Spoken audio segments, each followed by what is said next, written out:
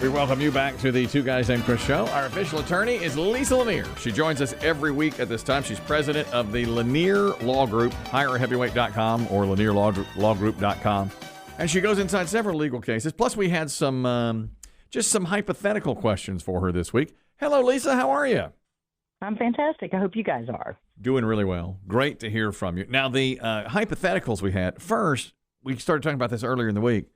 If a bank robber goes into a bank and slides the teller a note simply saying, give me all your money, but doesn't say, I have a gun, and doesn't intimate that he has a gun, that wouldn't be considered armed robbery, would it?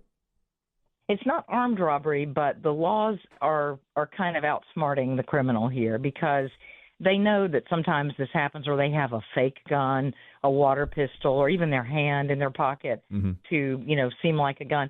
And so the federal bank robbery law does not specify that you have to. It's just a bank robbery law. So you're guilty of the same felony in a federal bank robbery. It's just an aggravating factor if you used a weapon. So you get a longer punishment, a worse punishment. State laws often have just plain bank robbery, and then they have armed robbery as an escalated version of that. And then there's a thing called strong arm robbery that many states have, which is the very fact that you come in, with like a mask on and you're, slipping in. Just that very fact of doing that is intimidation, and that makes it a strong arm robbery. And so the laws are way too smart for the criminals here. So strong arm robbery is not, as I pictured, a oiled up fella just coming out from the gym in a tank top. Well, it is kind of that, but with a ski mask and a note. Show the pythons. Show the python. Like the Hulkster tearing off his shirt. That's right. Right. Homage to May He Rest. And for you, as you were describing that, I thought, well, what if my note said, I would love it if you put a lot of money in a bag and gave it to me. And then what if the teller said, I'm not going to do that? And you're just like, okay, thanks. I'll try. Worth a shot. I don't know that. I mean, have you done anything other than ask for a little money? I guess that's also. That might be the clever way to do it. I'm hungry. I need some lunch money. Oh, it'd be great if you put, a few $1,000s in a bag and handed it to me. All right. You're right. I knew you'd know, and they've outsmarted us. Here's the other hypothetical we had. If a parent signs a waiver at a trampoline park, like Sky Zone. This came to us from an advice columnist. A husband and wife were fighting because their 7-year-old daughter had been invited to a birthday party at Sky Zone, and the mom thinks trampolines are so inherently dangerous she refuses to let the disappointed daughter go. And the husband was just like, come on. I mean, if she has a compound fracture, whatever, we'll deal with that. So we had some callers saying that, for instance, one girl that she knew, it was her birthday, and they were at the trampoline park, and 5 minutes into the party, the girl screams, and she had a terrible fracture of her leg because another person collided with her. Going the wrong direction. But everybody signs a bunch of waivers going into those places. Does the waiver cover the trampoline park? It depends. And, I think that fighting couple over the kid I think I represent them. That sounds awfully familiar. That's very possible. Yeah. It's possible. No, but this happens all the time. I have a bunch of cases against trampoline parks and against these fun zone places where, you jump into a big pile of balls or foam or whatever and you land on concrete, down below and break both your legs kind of thing. And, it's terrible, all the injuries. So every time when my kids were little, I would take them to these places, often because, like you said, because there was a birthday party there or something. Oh, yeah. Every single time you would see an ambulance come. I kid you not. Oh, no. Every time. Really? Every time I ever went to one of these things, I saw somebody hauled out on a stretcher. Oh, yeah. Because you think by nature of it, you got big kids jumping on little kids. You got people colliding and banging heads and going unconscious. It's crazy, right? Yeah. So the issue is, it depends is the answer about the waiver. It depends on the wording of the waiver, the jurisdiction, and whether or not there was reckless conduct on the part of the trampoline park that led to the injury. If you sign a waiver and it's just one of the risks of, you collide with somebody lands on your foot kind of thing, in the absence of negligence, that's going to be a tough case to overcome the waiver. But if there was some kind of something that they rigged about the trampoline differently, or they didn't put enough, we see this a lot. There's engineering requirements for how deep the ball pit has to be or the foam pit has to be, and then we see they'll have not enough foam in there. And then a bigger person jumps in and bam, their feet hit the concrete. So things like that. And then the other thing, sometimes these waivers have a parent indemnification clause. Those are terrible, because what that's essentially saying is, hey, if my kid recovers against you for injuries, I'll pay you back for it. That's crazy. Oh, yeah. And they're in a lot of those. Really?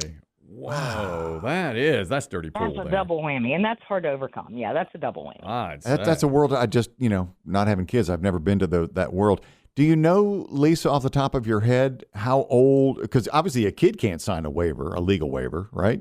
Right. Now, the parent signs on behalf of the child. And then you get into, in a lot of jurisdictions, the issues of can the parent waive negligence as to the child? And some jurisdictions say no, and some say yes.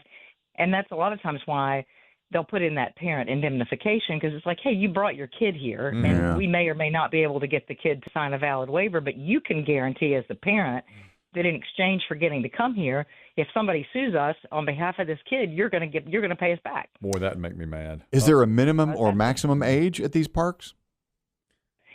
I think that there probably is, but there's little kids out there. I mean, I know every time I've ever been, there's 3-year-olds out there. And teenagers, like 13-year-olds. And big teenagers. Yep. Oh, yeah. And big grown adults. Yeah. Yep. Yeah. I always held my breath. Now, I signed the waiver all day long. I'd be like, just don't bother me. I'd say, just go over there and don't. And they'd forever be like, I want pizza. I was like, for God's sake. Can I just sit here? I'm working on my fantasy football picks. Can I not do a fantasy football draft while you're over there breaking your ankle, please?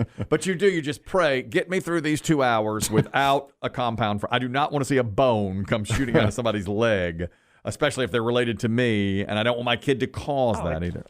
That's terrible. And it used to scare me to death when my kids were really little, and they're out there jumping with these big kids. I would actually go out there with them and just kind of run defense, throw some elbows, get the big kids, get the big kids out of the way, get off my kids. I know you kind of have to watch for them at that. You're exactly right. A few more stories here. This is from 2 weeks ago. A McDonald's manager named Kathy Bledsoe shot the mother of a teenage employee, but it's not as bad as it seems. Oh, really? Wait. Now, apparently, the teenager was sent home by the manager for not doing what she was supposed to do. She was supposed to take out the trash. Take out the trash, that's right. Well, the teenager went home after clocking out, and her mother came marching right back up there to the McDonald's. That's Tynika McKenzie. Went into the restaurant and went back to the manager's office. They had first a verbal altercation, and then word is that Tynika went upside Kathy's head, started knocking her around, at which point Kathy got her gun and shot Tynika. In the leg? In the leg. I think it was in the leg. In the leg, yeah. Now, our question was, if somebody is wailing on you, don't you have a right to pull your weapon if you feel threatened and shoot them in the leg? But both wound up being arrested for various charges. What do you think? Is the manager going to get away with it, Lisa, for brandishing her firearm? You would think, right? Yeah, it depends on if there was a threat of imminent bodily harm, which it sounds like there was, but it's often the case that a lot of jurisdictions do not like to see deadly force that used in the face of non-deadly force. Like somebody hit you, does that make it okay to then shoot them, or is the appropriate response to hit them back? That's kind of how the law looks at it. Yeah. I personally think that's okay to shoot somebody if they wail. Apparently, they wailed on this manager pretty bad. Yeah. You're on record as saying that. I mean, you have said that. Yeah, if you can shoot back, don't you think? I'm I mean, if it's really endangering her, which it sounds like it was, and she shot her in the leg. She wasn't trying to kill her. She was, if she'd wanted to kill her, she'd shot her in the head or something. I mean, they were at pretty close range, I think. But I agree. What if someone says to you, "My hands are registered as lethal weapons"? Exactly. That means if I hit you and kill you, I go to jail. That's right. Of course, Brad Pitt would come back and said, "Anybody kills anybody with your hand, you go to jail." That's right. Yeah. Lethal weapon crap's just a bunch of excuses so you dancers don't have to fight. Boy, and all this has happened. He's got is that Fight Club? No, that's Once Upon a Time in Hollywood. Another good one. Yeah. A great movie. God. And all this is happening while they're serving Big Macs and fries out there. Let's not forget. And the trash is piling up. The other thing was that the mother stormed into the manager's office where the manager, I think, was seated at a desk. I think that's a real factor there, too, because it's sort of like the stand your ground, invaded your space that you don't expect someone to invade. Now, And if it's a jurisdiction that has a stand your ground, coming in like that does allow the use of deadly force. But here they have arrested everybody, I think, and they're all getting fired. And, the heck of it is all this stems from this kid who would not take out the trash and was told to clock out. And then mama comes and goes, that's the part that almost galls me worse than anything. Yep. Is this kid not doing their job? Right. And what mama should have done is said, well, you need to go back there and apologize and do your job. Go back there and take out that trash. Yeah. That's right. Go take it to them. Is that a Whip of Kids comedian making an appearance? Yes. I'd bow up my neck at my kids and say, well, no wonder she sent you home. Why don't you go back there and do your darn Don't you job? take your kids' trash out? I do. My kid, her one job. You have two kids who had the same job. One job. Take out the trash. Who takes out the trash? Daddy does. Daddy takes out the trash. I can't tell you how many times I have rolled cans to the curb and back. God darn these kids. And then where are they? This is the last time. Exactly. And you know what they're doing? They're at the pool. Oh, UV index, she says. Got to get my tan, she says. Unbelievable. Don't get me started on this. I'll take them to the trampoline park. That's punishment. We'll sort it out. That's punishment. That's right. Now, one more quick story today. This is the mother, emergency Lisa Lanier. We just got this story this morning. The mother of a 2-year-old girl who was attacked by a river otter at Bremerton Marina in Washington State has filed a lawsuit against the Port of Bremerton, claiming gross negligence. This happened last year. The child was dragged into the water by an otter, a river otter. We've had, this is an account from a young man that was also attacked by an otter. He got it on video. That's the otter. That's the boy. So these otters They're terrifying. do some damage. Both the mom and the child had to go through rabies vaccinations. She's suing the Port of Bremerton, the marina, because she says they didn't take enough precaution and her daughter got dragged in the water by a river otter. What do you think, Lisa? Does she win?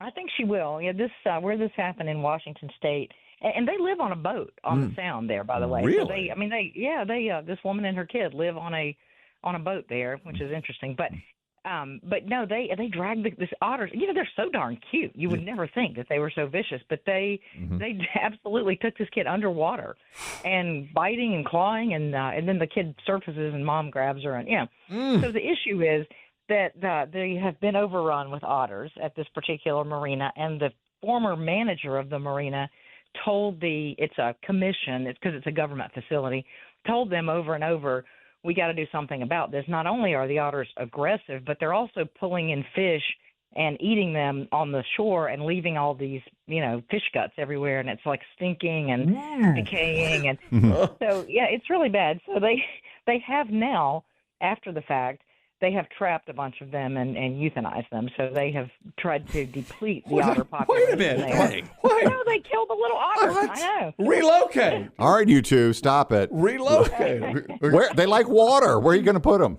I'd take them. And put them in the zoo. We love going to like an aquarium and watching the otters. Put them in a zoo. Exactly. Put them in a preserve. You don't have to kill preserve. You euthanize the otters. I didn't. Yeah. They did. They killed a bunch of otters. Yeah, because they just were overrunning that marina. But this is in a state where you can.